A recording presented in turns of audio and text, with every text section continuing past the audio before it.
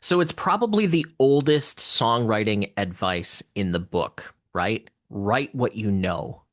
We've probably heard that a million times. You've heard it a million times. People tell it to me, write what you know. But that kind of puts us in a bad spot, right? Because we want to write interesting songs when our lives are not as interesting as what we maybe think they are or hope they are. What is my life? I go to my day job, I go to work, I come home, I make some YouTube videos, I write some songs, I watch Netflix, I doom scroll on social media. Who wants to listen to a song about doom scrolling on social media when you live it every day of your life, right? So, this advice of write what you know puts us into a weird spot. So, today I wanted to talk to you about how do you actually write about things that have not happened to you?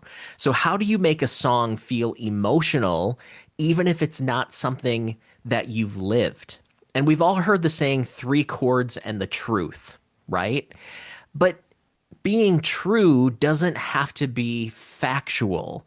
So let's talk about how do you write a compelling song about things that you have never done. Let's jump into it. So, what we're really talking about today is how do you write emotional fiction? How do you make real feeling songs and real emotions if you've never actually lived it?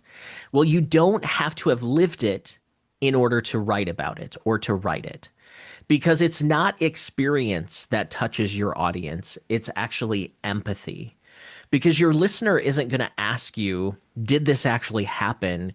Or is this 100% like a news story?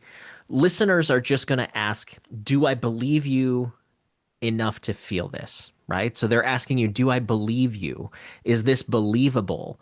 Is there something I can relate to in this song? And what we're really trying to do here is establish a scene, not a summary, right? So listeners, your listeners, they don't connect to your biography, they connect to behavior. So when we think about writing songs, we don't want to write a whole story. We don't want to go from a beginning all the way through an end, right? We're not writing the whole story. We're writing about one emotional scene. It's a character in a specific physical place doing some kind of specific action. And I'll say that again. We're thinking about a scene, one scene. It's a character in a physical place doing some kind of action. And when you're thinking and starting to write a song, I want you to start thinking about that person in a place, right? So think about your character profile. Think about their wounds and their wants. A wound is a deep fear or something that they're afraid of.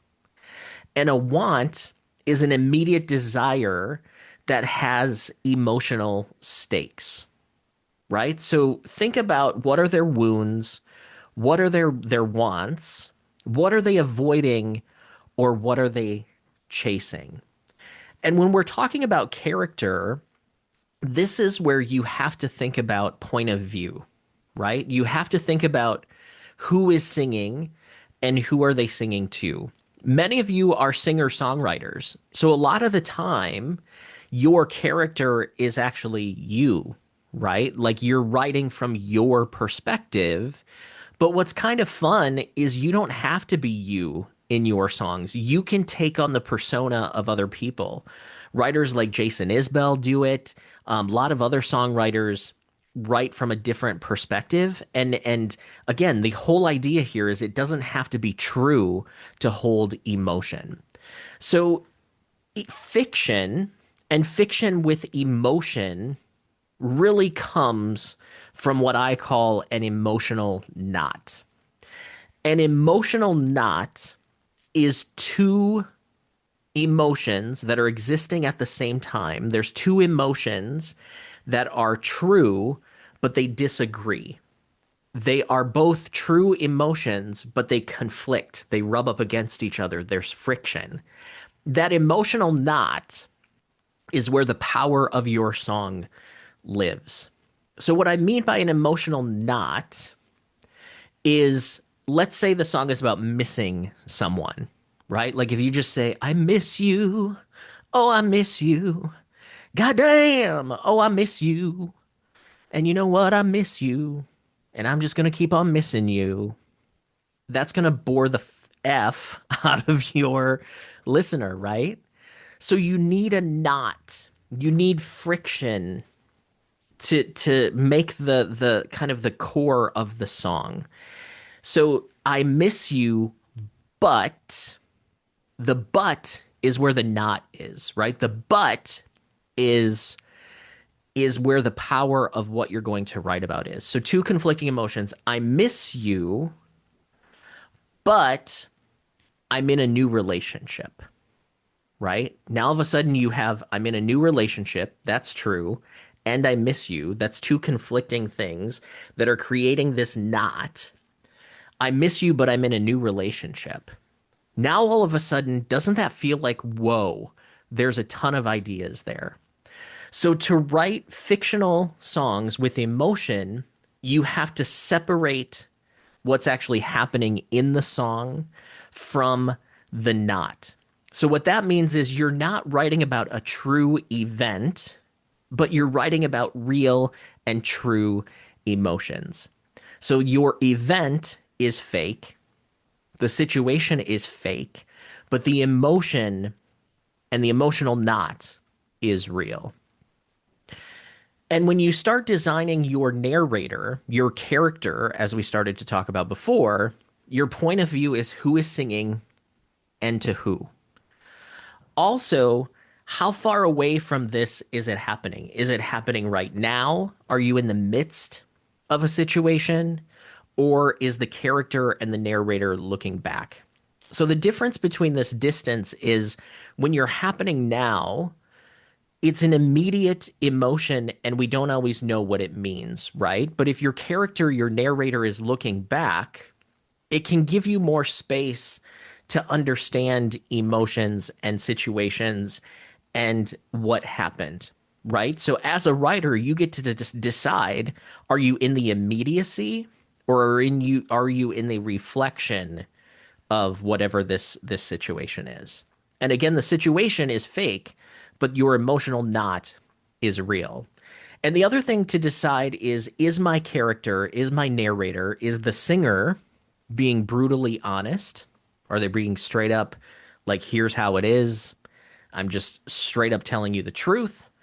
Or is there a situation where the singer, the narrator, the character is in denial? Because that question on the honesty level helps you determine how you write most of the song, right? So you're deciding who is singing to who. Is it happening now or looking back? And is the person being honest or are they in denial? Now, the next step is how do you develop your scene? And as I said earlier, fictional songs become real when you put a specific character or a narrator in a specific physical location at a specific time doing specific actions. So ask yourself physically, where is my narrator at? And we mean specific physical location. Is it at a laundromat? Is it in a parking lot? Is it at a bar? Is the character walking down the street at midnight? That kind of gets you into a time frame, right? So when is it? Is it a time of day? Is it a day of the week? Days of the week mean different things, right? Saturday night means something different than Monday morning. Is it, right before the sun goes down, or is it in the middle of the night? And what are they physically doing? What are the actual actions? So as you build this scene, you need to determine who the narrator is, where are they, when is it, and what are they doing? And to build texture, you have to remember that the emotion lives in the details.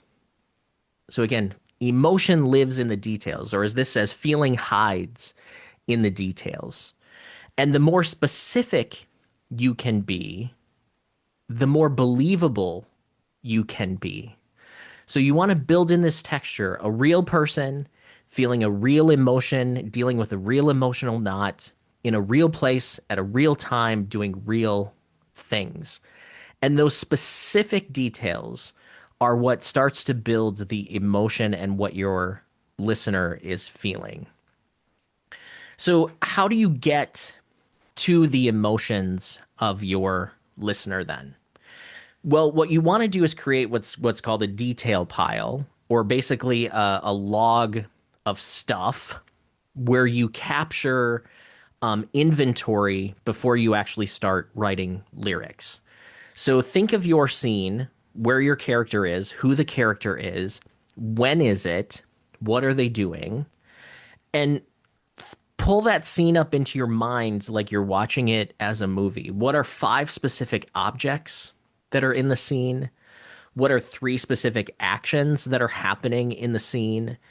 And write from your senses, free write about the scene from sight, sound, taste, touch, smell, movement.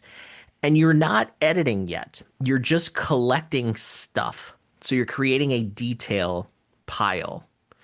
And again, no editing this because these are not lyrics. You don't have anything to edit. You're just collecting, the more, the better. So the cheat code in how you start to write songs that are fake or fictional, but real, you use this little cheat code sentence. So if you sit down and say, I'm going to write a song, and this song is going to be about a person who is in blank location, doing blank actions, and doesn't want to admit the emotional knot. So this again is the whole engine of how you start to brainstorm and build a believable song. So again, sit down, think of this song as about a person who's in X location doing Y action and doesn't want to admit this emotional knot. And then go back and make your detail pile.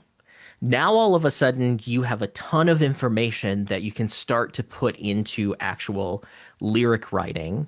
And if you don't know what to put in other song sections, like what goes in your verse, what goes in your chorus, there's lots of other videos on this channel that you can check out, and also live workshops at athomesongwritingcourses.com. But you don't need brilliance to start, you need contact. So, again, you don't need brilliance to start a great song, you need contact.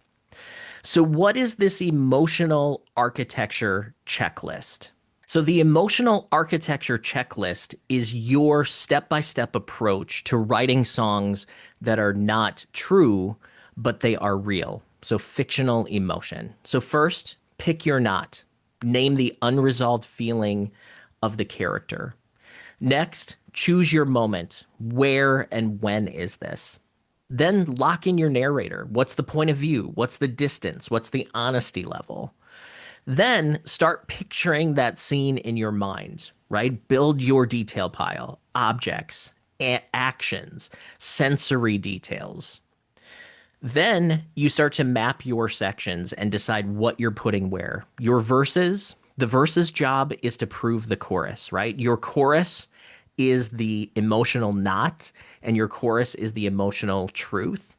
And your verses are the scene. And then your bridge is kind of an emotional shift or an emotional awakening. And the first step into writing a song using this structure is to write it as prose first.